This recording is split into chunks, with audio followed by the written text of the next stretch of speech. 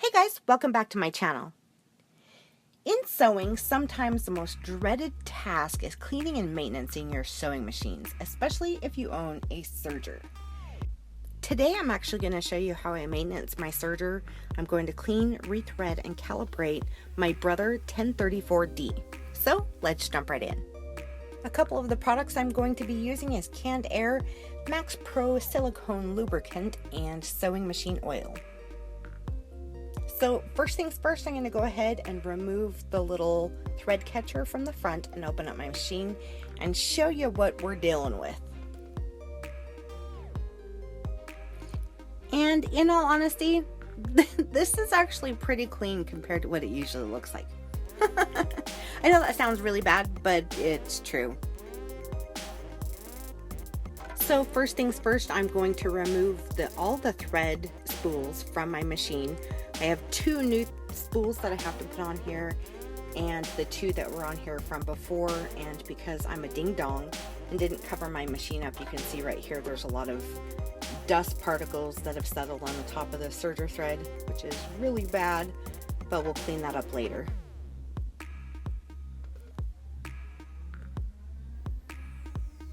So what I need to do here is I need to go ahead and remove the thread that is left in the machine. You can either clip this out. I like to just step on my pedal and surge them out of the machine, if that makes any sense. Just kind of pull your threads through gently, and we'll go ahead and throw those little bundles of thread that come out of here away. Ooh, rogue thread. We'll just throw this little rat's nest away, and we'll come back and put the machine needles in the up position. Every time I go through and clean my sewing machine, I like to change my needles, and I've got this little handy tool that I got from, I think I got this from Lowe's, because it kept losing the little loose key locks that they send with the machines. Like, I don't know, for some reason I can never keep them. So, I'm going to zoom in here. What I do is I put my finger behind my serger needles, and I loosen the little key lock, and you'll feel those needles go really, like they'll kind of flop forward, and you can just pull them right on out of there. Okay, so I like to remove the free arm from the machine as well. And I'm just going to go ahead and use some of my canned air to remove some of the bigger particles, and you can kind of see them fly everywhere there, that is in the front of the machine, just to kind of help, you know, not have too much that we have to clean up out of the center of there. And I like to move my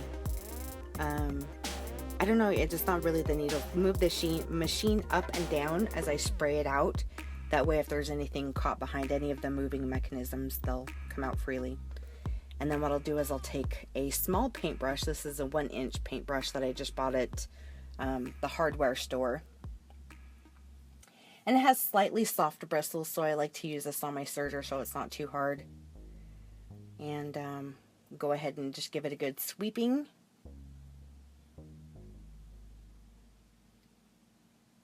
And it's more like a dabbing motion. I'm just kind of trying to get in there and get rid of all that fuzz that likes to build up. Little fuzz bunnies in my machine. As with all machines, it takes time to learn, know, and identify the right mixtures of threads, needles, and tension, and speed per project, or in general. And it might take you a little bit of time to get to know this about your own machine, but have fun with it. I could not live without my serger. I love it. So I'm going to go ahead and put my needle in the up position again, and I've got this paintbrush, which I think I found this at Walmart in one of them paintbrush kits, and I absolutely love it. It's perfect for cleaning out the inside of all of these little mechanism doohickeys. So what I'll just do is I'll take the tip of this brush and really get into the joints and everywhere where there might be residual fuzz hanging out. And again, moving my pieces around, and I'll pull this little slider bar out because this is where some of the thread actually sits behind. And we'll just give that a good cleaning. And then I like to go back through with my canned air and give it a good spritz just one more time. And you'll see there's quite a bit of fuzz on the outside of my machine, but we will clean that up. And that's from the canned air. And then because I'm a ding dong and I forgot to record it, I actually took some of that lubricant spray and sprayed on the inside of all this moving mechanism and let my machine run for a minute straight. And then I'm going to take my Zoom Spout machine oil, and I absolutely love this oiler because this little tube actually extends out about 7 inches from the actual bottle, so that way you can get further into the machine.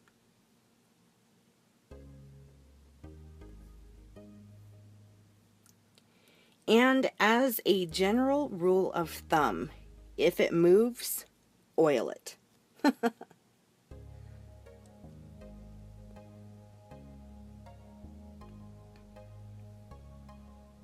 Yeah, that's one of the biggest things, is metal on metal rubbing together can, if you don't oil it, then your machine won't run properly. So you want to make sure that you even get like these little round areas and that you have a camera that focuses. And I also, right here, I like to oil the lower part of my cutting knife. And back up in here. And then this little shank that goes up and down, I like to oil the top and the bottom of it as well. And then if you do find that you get too much oil in your machine, when you're done, you can actually go through with some Q-tips and just kind of sop up any extra oil that might fling around in your machine. You definitely don't want that happening because that will get on your project and most likely ruin it.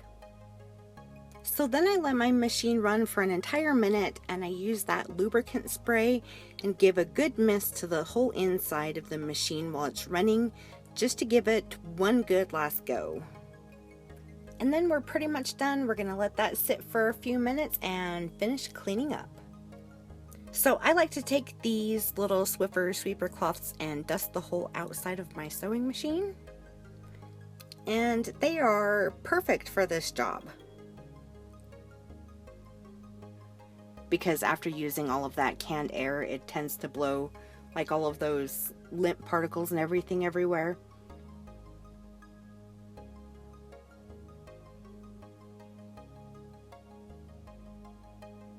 And make sure that you get this back area right here where the thread sits.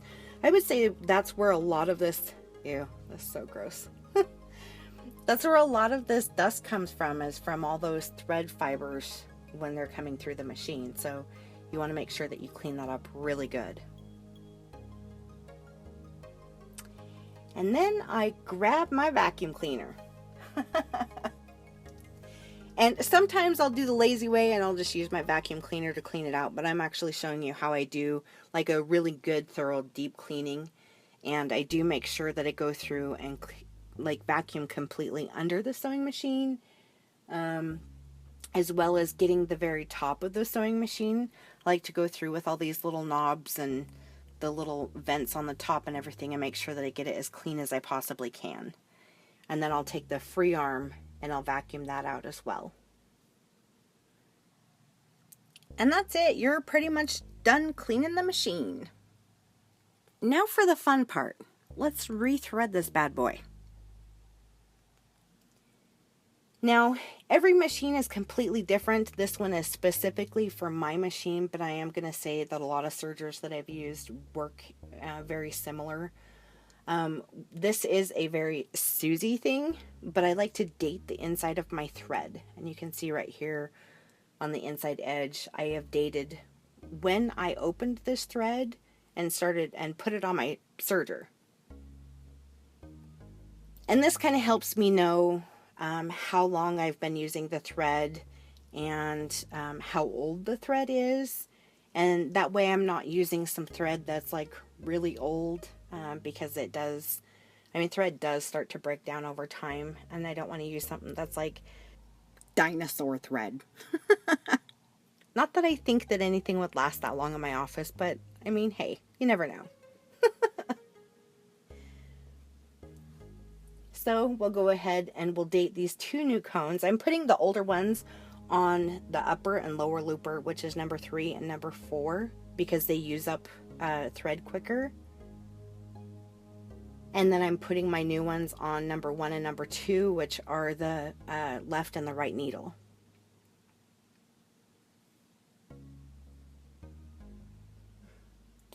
One thing I cannot stress enough, always start with number 3. Number 3 is your upper looper. Yours might be kind of different from mine, so definitely read your owner's manual.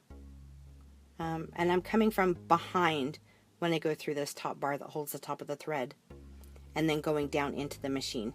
But like I was saying, definitely read your owner's manual, because your machine might differ from mine.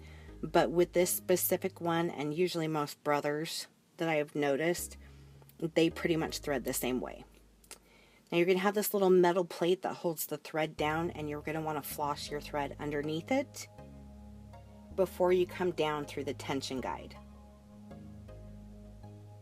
And there's a little button here that you can pull to the side that'll help the thread fall down into that little tension guide a little bit easier. And then down to the confusing part. I like to use a very long set of tweezers. I think these ones actually came with the machine. I could be wrong, but I think they did. So when you're doing the threads, there's this guide on the inside of the door, and it usually is on most baby locks, and you just want to make sure that you follow the guide. And they're usually color coordinated too. Like you can see this one that I'm working on right now, there's a blue and a green thread, and we are actually working on the green thread, and you'll see the dot right here. It shows it in the picture up on the wall, but I'm kind of showing you on this little metal arm that pokes out. We're going to go behind this hook and behind this bracket, but just the one, because you see the one on the left hand side doesn't have a green dot on it. And then the next step is to go over the top of this hook up here, and you could probably see this a lot easier if my camera would focus, but since my camera is being a butt, I'll just explain it and hope you guys can kind of see. You go up over the top of this hook, and there is on the right hand side, you'll see right here where I'm putting my tweezer, there is a hook. There you go. Now it finally focuses. I'm so sorry, you guys.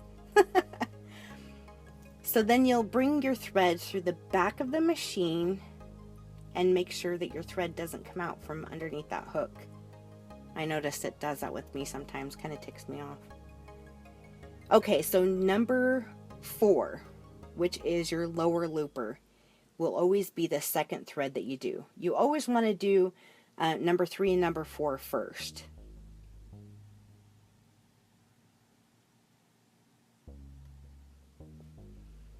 So this is the one that I think always confuses everybody because it has quite a few more steps, but excuse me, basically what this is showing is that you're going to go underneath this little hook over here on the right hand side, straight down.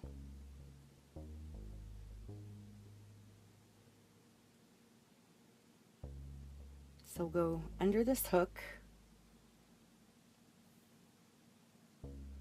and you'll see these 2 metal brackets are the next step, and then up over the top of the next hook.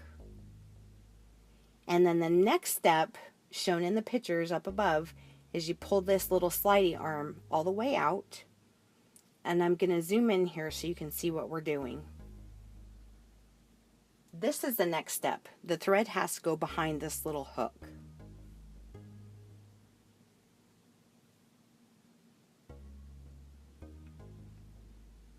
And again, you're just going to want to look at what your machine says to do. I've had machines that don't have this little hooky thing on it, but we'll just take the tweezer and we'll gently pull that behind there, and then with our other hand, we'll take and push this back in until you feel a click. Now, I like to keep tension on this thread because I've noticed if I don't always keep tension, sometimes it kind of falls out of that little crevice, and then I have to go back through and re-thread it. So then I'll go ahead and take my tweezer and my thread and I'll poke it through the eye of the needle that is at the end of this bar. And pull it all the way through. And then my machine, number 4, has to go over the top of number 3. So I'm going to pull this so it is in front. And I'm kind of holding number 3 kind of taut so I know what I'm doing. And then push the thread back through to the back of the machine the same way that you did number 3. And then you have the 2 hardest ones done. Now we're going to go ahead and put brand new needles in the machine, and what I like to do is put the needles in until they don't go in all the way, and then I'll kind of loosen up the little, I don't even know what you call that, a countersink bolt. And you'll see up here that the needles will touch the top of this bar. And once they touch the top of that bar, then I'll go back through and retighten that little bolt, screw, whatever you want to call it. You know what I'm talking about.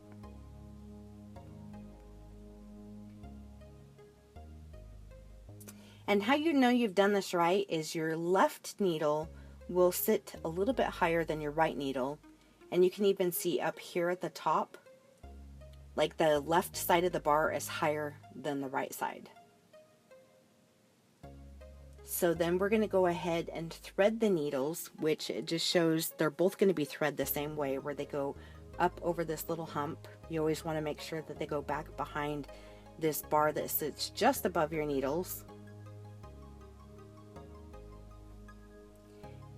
And then take your tweezer and thread the needle. And sometimes this takes me forever. Now make sure that the thread goes underneath this little part of the foot. And then make sure that you do it to your other needle as well. And then put your presser foot down and give her a go. And just start off really slow, just to make sure that it's chaining properly. And if your thread looks like this, congratulations, you've done it. Next, we're going to recalibrate your thread. So I like to take a piece of fabric, just a scrap piece of fabric, and go ahead and serge straight through it to kind of look and see what is going on with the threads. And after you've owned a serger for so long and had to rethread and recalibrate it, you'll be able to identify stuff like this where it's a little bit tight in the back from the upper and lower looper, or if the needles are too tight. I like to look when my fabric is in the machine, I like to look toward the back and see if all those loops look proper. And then it's just about recalibrating the tension so it looks right. And another thing is knowing what threads are where and what your tension is supposed to look like per project. Because I'm actually sewing through vinyl right now, which would not be the same thing if I was sewing through cotton. Now, when you actually buy your serger, usually it'll come with a yellow, a pink, a green, and a blue thread already done through the machine, like already threaded through it. And if you kind of serge through a piece of fabric, you'll be able to identify which color with which tension knob. And that's actually how I learned how to recalibrate my own sergers. So you just definitely want to fiddle with it and see for yourself what works for you. And last but not least, do your stretch test. These should look more like dots as opposed to a ladder. And if you got that right, then you're done. so I hope this was informative for you and you were able to take something away about this. And if you don't own a Serger, maybe this might encourage you to actually buy one, because they're a lot of fun. Anyway, don't forget to subscribe to my channel before you leave, and as always, follow me on all other social media, and I will see you guys in the next video. Bye!